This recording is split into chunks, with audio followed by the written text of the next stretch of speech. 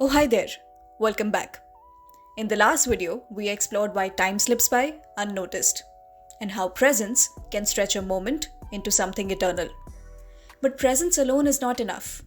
You can be fully present in a life that doesn't even feel like yours. So today we ask even a harder question. Are you truly growing or just copying? We live in a world obsessed with improvement.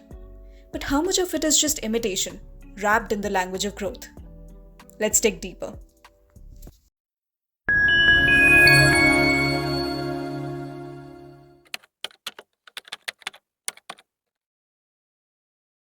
Have you ever actually asked yourself this question?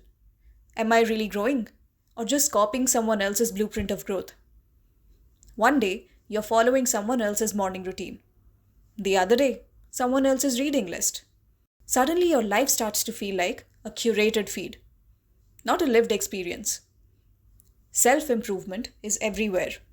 Books, podcasts, reels. Everyone's optimizing something. But not all progress is personal. And sometimes, what we call growth is just a really well-disguised mimicry.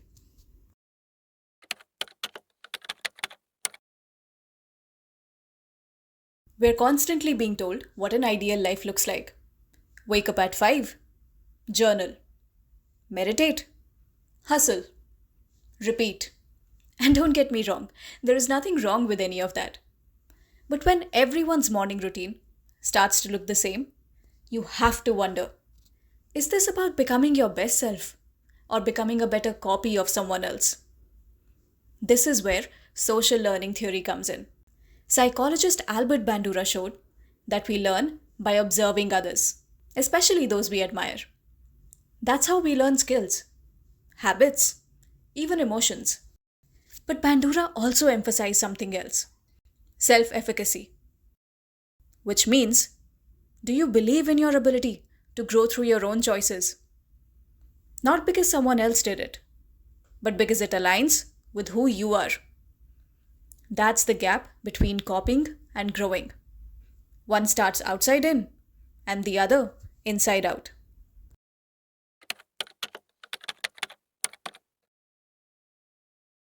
Let's talk about what real growth actually looks like inside the brain. When you're genuinely growing, you're changing the way your brain is wired. This is called neuroplasticity, and it's well documented in neuroscience research. Studies from places like Harvard Medical School and University College London show when we engage in meaningful learning or challenge ourselves emotionally, new neural pathways form. Our brain literally restructures itself. But here's the catch. This doesn't happen just by copying someone's actions. When the behavior is not emotionally meaningful, the brain sees it as noise, temporary, shallow. That's why trends can feel good in short term, but leave us unchanged in long term. And this ties into dopamine reward loops, something psychologist B.F. Skinner explored in behavioral theory.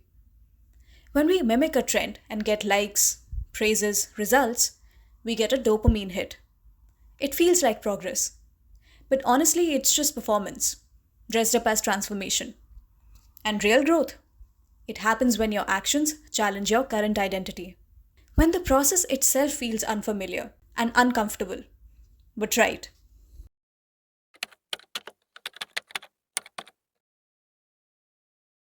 So how do you know if you're actually growing or just copying?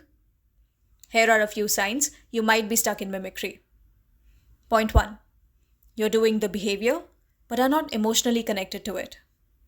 Self-determination theory says intrinsic motivation is key to lasting change. Point 2. You need external validation to keep going. Point 3. You lose momentum when nobody's watching. Point 4. And most importantly, you're doing more but are not becoming more. In contrast, actual growth is deeply personal. It creates emotional resistance, but also meaning.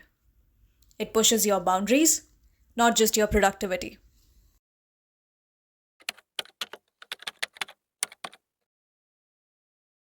What does growth really look like? It starts with metacognition, your ability to think about your own thinking. Researchers like John Flavell found that people who regularly reflect on why they do what they do are more likely to make sustainable, self-aligned changes. So next time you try something new, don't just ask how to do it. Ask yourself, why do I feel drawn to this? What part of me is this feeding?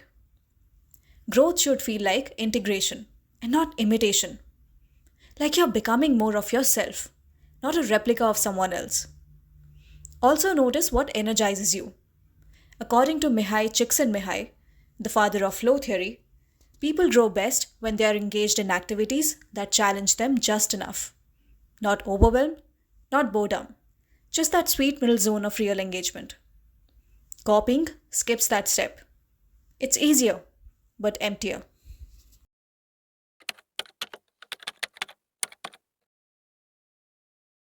So if you're wondering whether you're growing or copying, don't just look at what you're doing. Look at what you're becoming. Are you rewiring? Are you becoming more curious, more grounded, more resilient? Because the truth is, growth isn't always pretty. It's not always something that you can post, but it's always something that you can feel. And that feeling, it's quiet, it's honest, and it's yours. The research studies used in this video are linked down in the description. Thank you for watching, and until next time, keep building a better you.